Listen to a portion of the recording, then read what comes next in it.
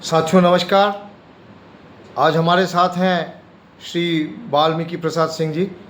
आप अखिल भारतीय पंचायत परिषद के राष्ट्रीय अध्यक्ष हैं और बहुत ही पुराने आप गांधीवादी कह लें, स्वतंत्रता सेनानी कह लें या लोक प्रकाश नारायण जी के साथी कह लें, और आज भी आप एक सच्चे देशभक्त की भांति राष्ट्रीय मिशन में लगे हुए हैं।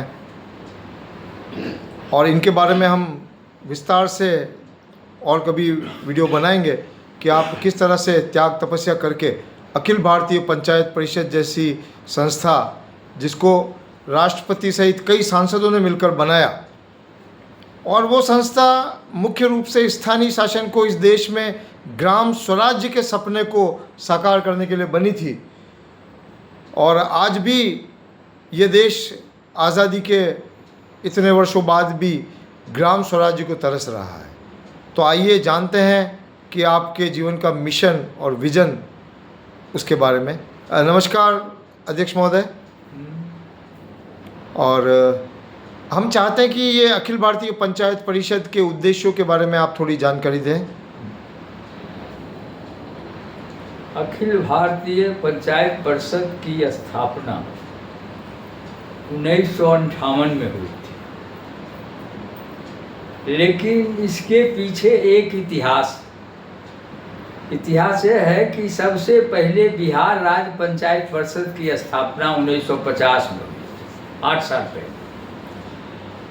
और जब यह संस्था बिहार राज्य पंचायत परिषद 56 में भारत के दूसरे राज्यों के पंचायतों की व्यवस्था देखने के लिए एक स्पेशल ट्रेन से भ्रमण के लिए निकली, बिहार के पंचायतों के जनप्रतिनिधि, मुखिया, सरपंच, दलपति और इसके बिहार राज्य पंचायत परिषद के पदाधिकारी उस समय थे अध्यक्ष पंडित विनोदानंद झा और डॉक्टर लाल सिंह त्यागी महासचिव थे। तो जब यह ट्रेन अहमदाबाद पहुंची, उस समय गांधीनगर नहीं बना था, तो अहमदाबाद जब यह ट्रेन पहुंची तो बलवंत राय मेहता अगवानी में आए और उन्होंने जो देखा सीन, क्योंकि सब व्यवस्था के साथ ट्रेन अहमदाबाद में, खाना वहीं बन रहा है, कहीं पर किसी पर डिपेंडेंट नहीं है, और पूछा पंडित जी ऐसी संस्था को आप बिहार तक क्यों सीमित रखे हुए हैं?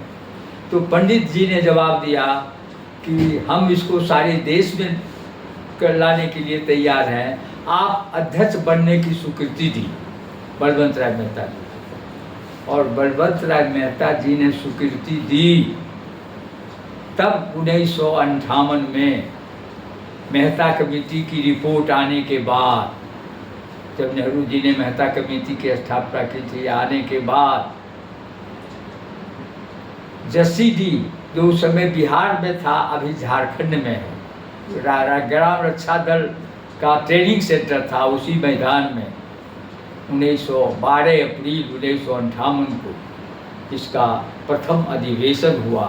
और उस अधिवेशन की अध्यक्षता गुलजारी लाल नंदा ने की, जो कि उस समय नेहरू जी के मंत्रिमंडल में श्रम मंत्री थे। और जब अध्यक्षता की कार्य समिति का गठन हुआ तो 17 एमपी थे, माने बने थे उस समय कार्य समिति के सदस्य, और उसी में बलवंत राय मेहता को अध्यक्ष चुना गया, फाउंडर प्रेसिडेंट। अटल बिहारी वाजपेयी उसके कार्य समिति में थे, हीरेन मुखर्जी उसके कार्य समिति में थे, दरबारा सिंह थे, कुंभाराव आर्य थे, राजा राम नायडू थे, राजेश्वर पटेल थे, ये तमाम लोग थे।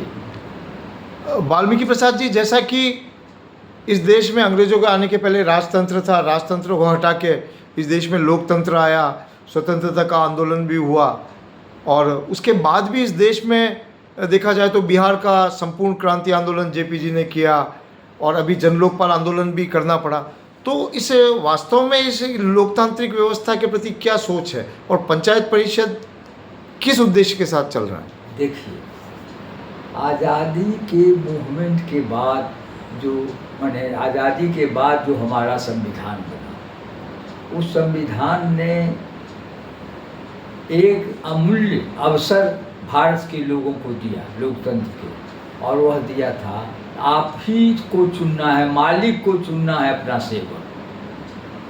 संविधान ने यह अधिकार दिया, लेकिन चुनने वाला कौन है, कराने वाला कौन है? तो वही कर्मचारी, राज्य सरकार के वही कर्मचारी, केंद्र सरकार, दूसरा तो कोई नहीं था। और इसके चलते चुनाव का जो उस समय रूल्स एंड रेगुलेशन बनाए, चुनाव आयोग, ऑटोनोमस बॉडी का गठन हुआ चुनाव आयोग का, लेकिन व्यवहार में वह ऑटोनोमस रहा नहीं। जिसकी सत्ता व्यवस्था रही उस ढंग से उसमें कुछ न कुछ उसके प्रति उनका झुकाव रहा। अब यह झुकाव लोकतंत्र के लिए ऐसा खतरा बन गया कि धीरे धीरे हम लोकतंत्र को हाशिए पर ढकेल दिया गया और राजतंत्र की ओर हम आगे बढ़ते चले गए। वह राजतंत्र की ओर कि एक व्यक्ति के हाथ में सत्ता सीमित हो गई। अब नतीजा उसका यह हुआ कि ट्रेड यूनियन के वजह से जो संगठित क्षेत्र के जो लोग थे, चाहे प्राइवेट सेक्टर में हो चाहे पब्लिक सेक्टर में हो, वे लोग अपने अधिकार को ट्रेड यूनियन के माध्यम से मांगने लगे और उनको मिलता गया। लेकिन इसके साथ ही साथ उसका दुर्गुण भारतीय जनता पर, जो मतदाता मालिक था, उस पर पड़ता गया। प्रधानमंत्री ने जो अमृत काल की बात की नरेंद्र मोदी जी ने, लेकिन अमृत काल तो अब उनके क्षेत्र में आ जाएगा तो बहुत बड़ी उपलब्धि होगी हिंदुस्तान की। लेकिन 75 साल से जिनका भी शासन रहा, भारत की जनता और पंचायतों ने मंथन किया और उस मंथन में जितना भी विष निकला उसका पान भारत की जनता ने किया, और जो अमृत निकला वह कार्यपालिका, न्यायपालिका और विधायिका के हत्थे चला। अब यह समय आ गया है कि प्रधानमंत्री ने अमृत काल की घोषणा की है। विडंबना देखिए कि जब प्रधानमंत्री अमृत काल की बात करते हैं तो मैं उनसे कहना चाहता हूँ, प्रधानमंत्री से, कि वास्तव में आपने सही समय में यह बात कहा है। और सही समय में मैं इसलिए कह रहा हूँ कि हमारी जो परंपरा थी आज़ादी के बाद, वह परंपरा धीरे धीरे खत्म होती चली गई। साइंस एंड टेक्नोलॉजी या जो भी लाए लोग भारत की जनता की सुविधा के लिए लाए, तो सुविधा के लिए कि उपज बढ़ेगा, सब कुछ करेगा, तो उसके साथ ही साथ हमारा परंपरागत खेती खत्म हो गया।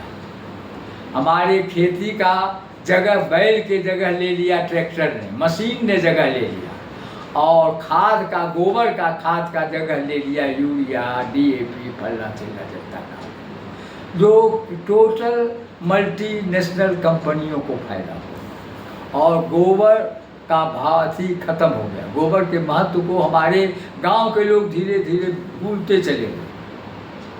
नतीजा यह हुआ कि आज 75 साल में वैसी स्थिति में हम पहुंच गए कि पर्यावरण हमारे लिए एक खतरा हो गया। प्रदूषण जो है खतरा बन के उभर गया है। जो साइंस एंड टेक्नोलॉजी ने जो उपलब्धि की थी, जिसके आदी हो गए हम भारत के लोग, वह टेक्नोलॉजी हमको प्रदूषण के मार से मारना शुरू कर दिया। तो तरह तरह के रोग, तरह तरह के वायरस उपलब्ध होने लगे। एक तरफ तो यह चला, दूसरे तरफ वो लोग मुनाफा कमाने के होड़ में पर्यावरण पर जोर ही नहीं। साइंस एंड टेक्नोलॉजी का उस समय यह शोध होना चाहिए था कि ऐसा शोध, ऐसा निर्माण करें अपने लिए, गांव के लिए, जनता के लिए, जिसमें प्रदूषण न हो, इसकी गारंटी। वाल्मीकि प्रसाद जी, जैसा कि आपने गांधी जी के साथ, जेपी के साथ भी काम किया है, और ग्राम स्वराज का एक सपना था गांधी जी का, और पंचायती राज व्यवस्था का सपना था। तो वर्तमान में जैसे कि पार्टी तंत्र हावी है, तो पार्टी तंत्र और लोकतंत्र में क्या, बोलिए। तो वर्तमान में पार्टी तंत्र जो है वो पंचायती राज व्यवस्था से किस तरह से अलग है? देखिए, संविधान निर्माताओं ने जब संविधान बनाया था 1950 में, ड्राफ्टिंग कंप्लीट बाबा साहब अम्बेडकर ने किया था। डॉक्टर राजेंद्र प्रसाद प्रथम राष्ट्रपति इसके चेयरमैन थे। तो उस समय कहीं पॉलिटिकल पार्टी नहीं था संविधान, और सब लोगों ने देश में इसको अप्रूव किया। लेकिन पहला पार्टी आया, पहला जो 1947 में सरकार बनी, उसमें सब पार्टी के लोग थे। श्यामा प्रसाद मुखर्जी थे, भीमराव अंबेडकर भी थे उस पार्टी सरकार में। लेकिन 1951 में जब पहला संशोधन हुआ तो उसमें पार्टी को जगह दिया गया संविधान में, और वही पार्टी हिंदुस्तान को राजतंत्र के रूप में आज हम पहुंच गए, लोकतंत्र की जगह। होना यह चाहिए था कि जो पंचायती राज व्यवस्था जिसकी कल्पना उसको नीति निर्देशक तत्व में दिया गया आर्टिकल 40 के तहत, उसको कंप्लीट संवैधानिक दर्जा जो भी दिया गया है उस समय ही दे देना चाहिए था संवैधानिक दर्जा। और ऑटोनोमस बोर्ड, स्वशासन की इकाई, हम अपना शासन खुद करेंगे, गांव के लोगों को यह अधिकार मिल जाता कि अपना शासन क्या ज़रूरत है यह तय हम करेंगे, और उसको माने परिणत प्रयोग में हम लावेंगे, हम उसका सम्मान करेंगे। यह चीज़ हो न सका, ऑटोनोमस बोर्ड रहा नहीं, राज्य सरकार थोपा गया स्वशासन पर, और वह राज्य सरकार के मर्जी पर पंचायती राज चला। लड़ाई लोक नायक जयप्रकाश नारायण ने अध्यक्ष बनने के बाद 1964 में जो बंगलोर अधिवेशन में सबसे पहले पंचायतों को संवैधानिक दर्जा दिया जाए, इसकी मांग उठाई 1964 में, और तब से लेकर लगातार राजीव गांधी प्रधानमंत्री थे, चलता रहा। और उस समय राजीव गांधी ने लाया, उठाया, लेकिन राज्यसभा में 2 वोट से गिर गए, नहीं हो सका। नरसिंह राव जब बने तो उन्होंने 1992 में पंचायतों को संवैधानिक दर्जा दिया, लेकिन ऑटोनोमस बोर्ड नहीं, उसके बाद भी नहीं, तो राज्य सरकार के भरोसे छोड़ दिया गया। हम लोग अपना निर्णय खुद नहीं कर सके थे। आज 32 वर्ष हो गया संवैधानिक दर्जा मिले हुए, लेकिन आज तक भी हम उसके राज्य सरकार के भरोसे हैं। तो हमारा कहना यह है कि जब आप ऑटोनोमस बोर्ड का दर्जा दिए इसको, ऑटोनोमस बोर्ड को गांधी के राम राज्य का सपना, गांधी ने कहा था कि राम राज कब आया? जब राम 14 वर्ष वनवास गए तब राम राज आया। और हमारे जो चुने हुए जनप्रतिनिधि है 5 साल का उनको दिया गया संविधान में कि 5 साल वो मैंने परखेगी जनता क्या है। तो 5 साल में यह तय होना चाहिए था कि 5 साल वनवास जाने के लिए वो लोग तैयार हैं कि नहीं। राम की भूमिका में आ रहे हैं, वो राम राज की भूमिका में आ रहे हो, तो क्या 5 साल वो वनवास जाने के लिए तैयार है? जब तक तैयार नहीं होंगे तब तक राम राज की कल्पना झूठी है, कभी हो ही नहीं सकता। तो पंचायती राज व्यवस्था जब आप जैसा चाह रहे हैं वैसी इस देश में आ जाएगी, तो इस देश में किस प्रकार से परिवर्तन होगा? इस देश में किस प्रकार के, जैसे हम लोग सोच रहे हैं, केवल हम लोग पत्रकार लोग, मीडिया के लोग, माने विधायिका, कार्यपालिका, न्यायपालिका, लेकिन जो गांव है जिसके लिए सोच रहे हैं वो अपने लिए नहीं सोच रहा। यह कैसे लागू होगा? कौन गुरु मंत्र है दे देगा? जब तक हमको खाना चाहिए, हमको खाना है, तो हम जब खाना खाएंगे तब हमारे पेट में जाएगा। हम ही अगर नकारा कर दिए हमको एकदम अंधा, बहरा और गूंगा बना के आपने रख दिया जनता को। तो वर्तमान में पंचायती राज अधिनियम तो लगभग देश के सारे राज्यों में है, नहीं है, लेकिन आप किस प्रकार का पंचायती मैं राज चाहते हैं? चाहता हूं कि ऑटोनोमस बोर्ड जो है, जो संविधान में व्याख्यापित है, वह ऑटोनोमस बोर्ड पंचायती राज को दिया जाए कंप्लीट दर्जा, और उसमें स्वशासन के पूरा इकाई वो अपने खुद तय करे, न उसमें राज्य सरकार का इंटरफेयर हो, न केंद्र सरकार का इंटरफेयर हो। हाँ, बाकी चीज जो है वह शासन है, तो एक केंद्र सरकार है, राज्य सरकार की जरूरत नहीं। धन्यवाद बहुत बहुत अध्यक्ष जी। तो जब इतनी सुंदर व्यवस्था है, गांधी जी का सपना है, जयप्रकाश नारायण का सपना है, और गांव के विकास का जब मामला है, तो इसमें बाधा क्या आ रही है वर्तमान में? बाधा है, अब गांव के लोग चाह करके भी, बाधा है कार्यपालिका, बाधा है न्यायपालिका, बाधा है विधायिका। बाधा है किस माने में कि कार्यपालिका जो लोक सेवक है, न्यायपालिका जो लोक सेवक है, विधायिका जो लोक सेवक है, वह मालिक के भूमिका में आ गई, आदेश देने की भूमिका में आ गई है। उसको आदेश का पालन करने की भूमिका में, सोच में जब तक वो नहीं आवेंगे तब तक यह व्यवस्था, पंचायती राज व्यवस्था लागू नहीं होगी। तो फिर आदेश की भूमिका कौन निभाएगा पंचायती राज में? पंचायती राज को उनको निभाना पड़ेगा। अभी जो व्यवस्था है, अभी तक जहाँ तक हम पहुँच गए हैं, तो ये अंतिम स्थिति में हम पहुँच गए। या वहाँ कोई रास्ता नहीं है, या तो वो कार्यपालिका अपने सोच में परिवर्तन, सेवक की भूमिका में आवे, न्यायपालिका सेवक की भूमिका में आवे जो संविधान ने उसको शक्ति दी है, और विधायिका वह भी लोक सेवक की भूमिका में आवे, तो जनता उनको सही ढंग से लोक सेवक की भूमिका में लाने में महत्वपूर्ण भूमिका अदा करे। अध्यक्ष जी, जैसे कि आपकी पीढ़ी, आज 85 वर्ष आपकी उम्र हो गई है, और आपने इस ग्राम स्वराज के दीपक को जला के रखा है, लेकिन देखने में आता है कि आज की युवा पीढ़ी के लिए क्या ये पंचायती राज व्यवस्था अनुकूल है?